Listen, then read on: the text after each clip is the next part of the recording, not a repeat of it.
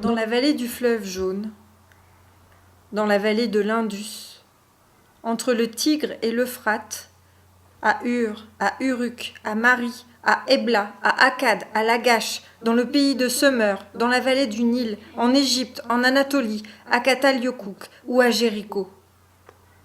Pourquoi là plutôt qu'ailleurs ? Parce que la providence des pères de l'Église et de Bossuet, la raison des Lumières, l'esprit absolu de Hegel, la dialectique matérialiste des marxistes, l'histoire en un mot, est bien obligée de s'incarner dans l'espace comme elle s'incarne successivement dans le temps. Surgissent les débuts encore balbutiants de l'agriculture et de la ville. Des rois apparaissent, leurs noms parviennent jusqu'à nous. Ils s'appellent Sargon d'Akkad, Hammurabi, Sénachérib, Assurbanipal, que nous connaissons plutôt sous le nom de Sardanapal, Khéops, Képhren, Mykérinos, Pépi, Thoutmès, Aménophis, Ramsès. Ils se confondent avec les dieux qui se font une place parmi les esprits et les mythes dans la pensée des hommes.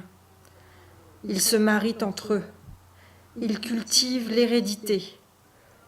Ils laissent à leurs enfants des trônes et des richesses. Pour célébrer leurs exploits, pour compter les vaches et les chèvres, pour tenir registre des moissons, une invention de génie transforme la parole qui se perd dans les airs en une trace sur la pierre, sur l'argile, sur le papyrus. L'écriture. L'écriture est récente, quelques 5000 ans avant nous, après le Big Bang, la vie, la pensée, le langage, le feu, ou d'autres bouleversements que j'aurais oubliés, elle marque le 6e ou le énième début de notre longue histoire. La dernière étape est très brève.